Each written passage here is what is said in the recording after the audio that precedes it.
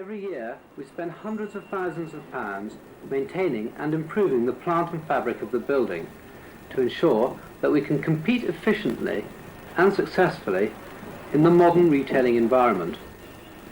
At a glance, the building would appear to be in very good condition. Indeed, for a building which is over 100 years old, it has lasted very well. However, like most things, time and the constant exposure to the elements has taken its toll. The problem is caused by weather erosion. This is the fact that the rain gets in behind the stone and causes it to rot. The building itself is made of sandstone, and once the weather gets in behind it, it really becomes very soft and it just crumbles in your hand. As you can see from the stonework here, it's very badly eroded. It's lost its shape and it's crumbling away at the edges and creating a health and safety hazard down below. Some of the problems that we had, for example, here you can see the great large pieces of the stone which are just rotten, just break away. On the other hand, you can see here that we've needed to replace both the finigal and all the crockets, as all of them were so badly damaged that they really weren't suitable to be brushed back at all.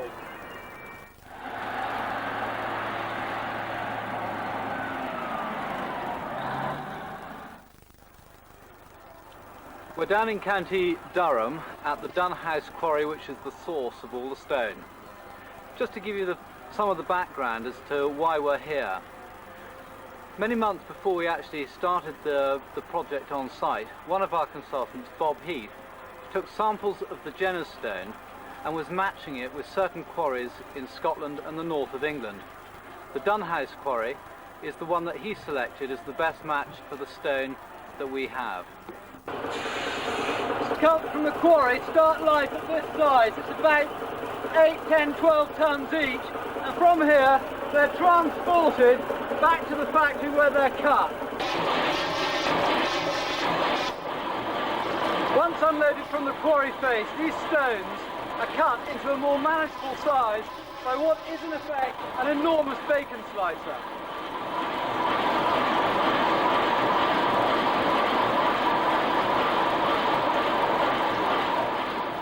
Once the slabs are cut, they're stored in preparation for movement up to Edinburgh. Stone from the quarry is delivered to a team of specialist stonemasons. From a photogrammetric survey, three-dimensional scale drawings assist the masons in reproducing replicas of the original.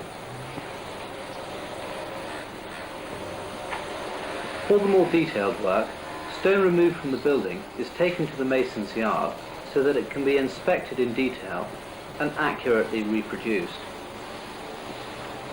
Each stone is cut in sequence, following the programme, and once cut is delivered to the site to be fitted.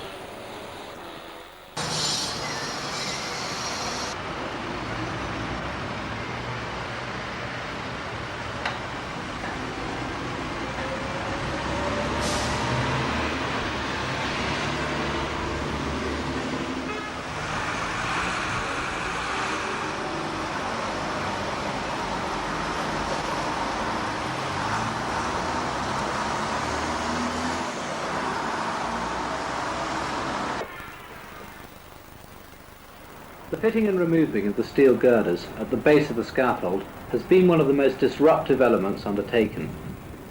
Due to the nature of the work, it can only be carried out on Sundays.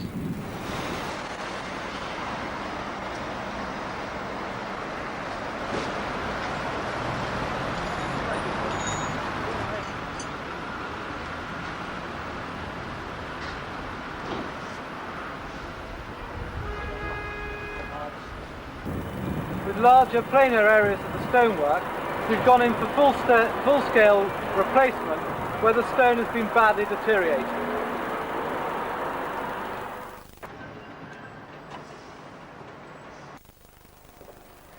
Each piece of stone that needs replacing requires specialist treatment. Cutting out the old stone is both noisy and dirty. Fitting the new stone in takes skill and time.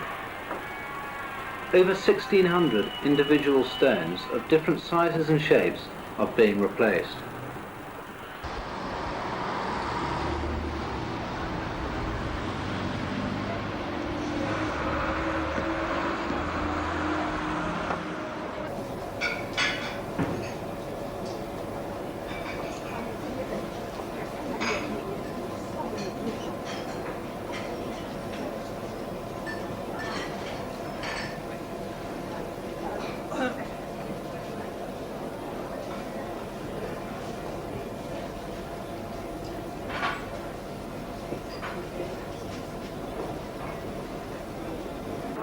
in order to repair the stonework, we were going to need to scaffold the whole building.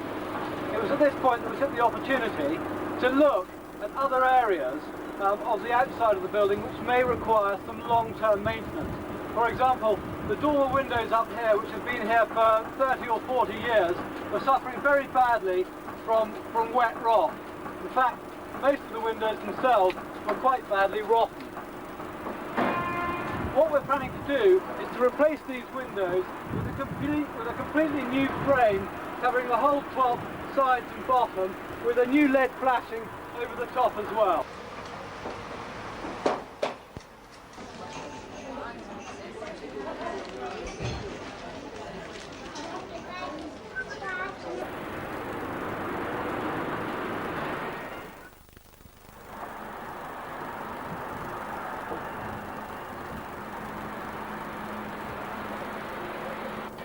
Not many of us get an opportunity to look at the roof and the cupola from the outside.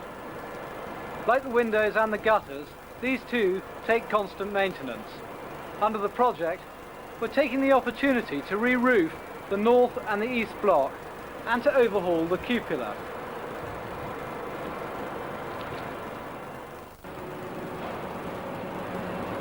Public enemy number one.